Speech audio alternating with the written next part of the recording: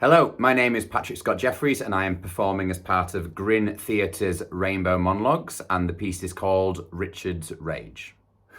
That night in the hotel room in Leeds when I punched Finley in the face, I honestly don't know what happened. I'm not usually like that when I drink. Yeah, I can get possessive. I've always been like that, but I never thought I'd be like that with Finn. And knowing what I've done to him doesn't make it right, does it? I don't know where all this possessiveness comes from, to be honest. Finn thinks it's from my childhood, or lack of. You see, my parents were very strict and didn't want me having any real friends. They just wanted me to study, keep to myself, locked away with books. Hundreds of fucking old, nobody reads books. Then they chased me off to university, then on to medical school. Just not really connecting with real people.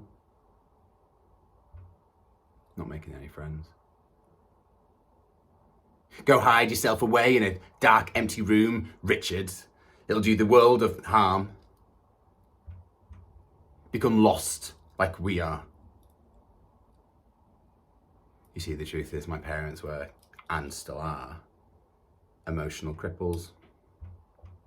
Cold, unhappy, lonely people, and they wanted to make me just like them. An exact mirror image of themselves. Yeah, I know, I can't push all the blame onto them. A lot of what happened that night was down to me, down to my insecurities, my misunderstandings, my red rage, jealousies, and possessiveness. I was just so grateful that Finley forgave me after that night. I don't know why he did. I don't think I deserved it. Maybe he felt sorry for me. Or maybe he saw part of himself in me. Whatever it was, we didn't talk about it again after that, and I think that was the biggest mistake. I can't remember a time when I was truly happy. That's so sad, isn't it? You see, the thing is, like I've said, there's just never been that connection with other people, especially other gay men.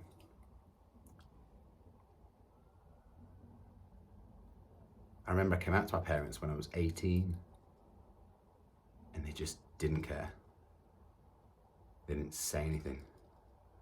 It was so obvious they couldn't be bothered. They just wanted me to go away to university, get a good solid profession and leave them alone. My life was my life, they said. I'll expect the world from everything. We've done our bit. We brought you here in the first bloody place. Just get on with it, Richie. My name's Richard, I said, not Richie. And they laughed at me. They just laughed. Pair of them. Fucking cunts. You see, I craved attachment and affection for most of my life, and I just never got it from anyone or from anywhere. And honestly, I think that's where all this possessiveness and jealousy comes from, especially when I meet new people. It's like a self-fulfilling, harming prophecy. It's like a self-hatred that just grows and grows and gets out of control. My own little rage. Maybe I was trying to push Finley away from me using my fists in his face rather than to talk it through. I remember there was lots of blood. I thought I'd broken his nose. I hadn't, by the way. He just sat there. And I know he was crying, and I kept saying sorry over and over again. I think he was listening, but he couldn't open his mouth, and he wouldn't really make eye contact. My bad. Completely my bad. I rushed into the bathroom and threw up. This was all my fault. It had to be my fault. Finn was the only person I had really connected. Why did I want to hurt like that? Why? When I first met Finley, I honestly thought it was just going to be another casual fuck. Never had much faith in all the social media crap, and most of the fellas you meet on Grindr are fantasists and liars, and they're after just one thing. He then felt different somehow.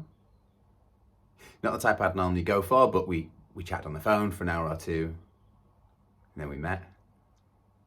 We got on straight away. We are physically and emotionally attracted to each other, and that's what makes what I did to him in that hotel room so hard to understand, so hard to rationalize. I couldn't let this rage take control of my life or my feelings for other men, other people.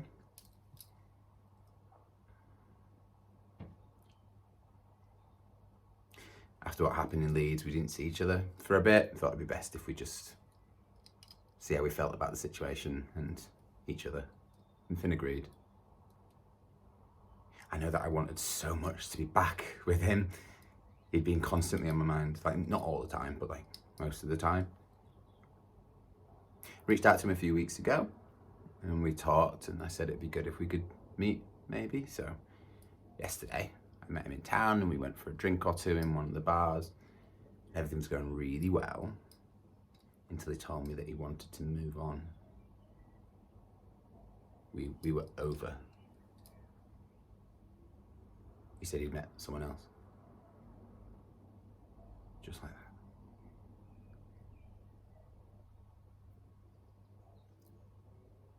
I stopped breathing. This couldn't be right.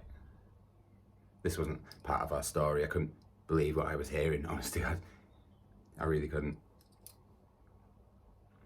I thought this is where we were going to get back together and forget what I did to him that night in Leeds. You know, like a start of a reboot, a second chance, that sort of thing.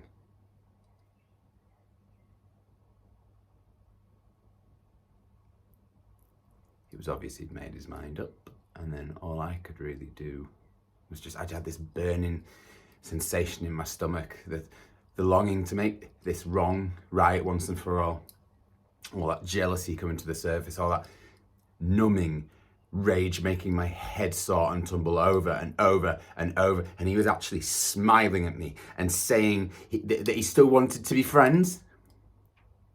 I wanted to scream, roar at his stupid, smiling face, make him frightened of me. I wouldn't allow this to happen. I couldn't. We can still be friends, can't we, Richard? He said. I just thought I've actually got enough friends, thank you. I'm not looking for another one. I'm looking for you, my partner, my man.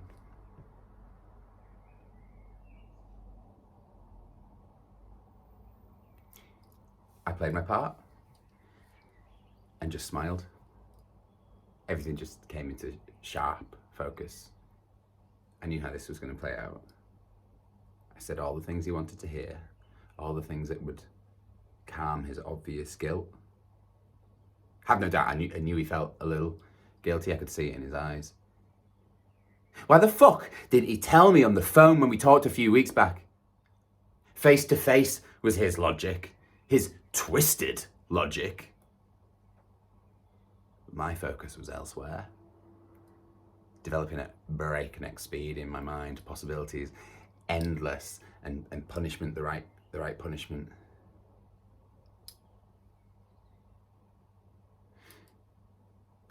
After we left the bar, I said I would give him a lift back to his flat. First he refused, said it was too much out of my way for me, but I insisted. It was a crappy night, and I knew how much Finley hated getting wet in the rain.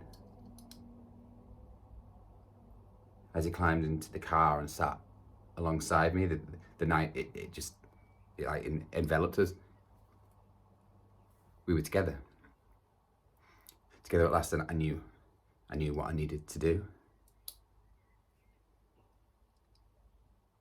And I also knew that Finley would be better off in the place where I was going to send him. Away. So very far away.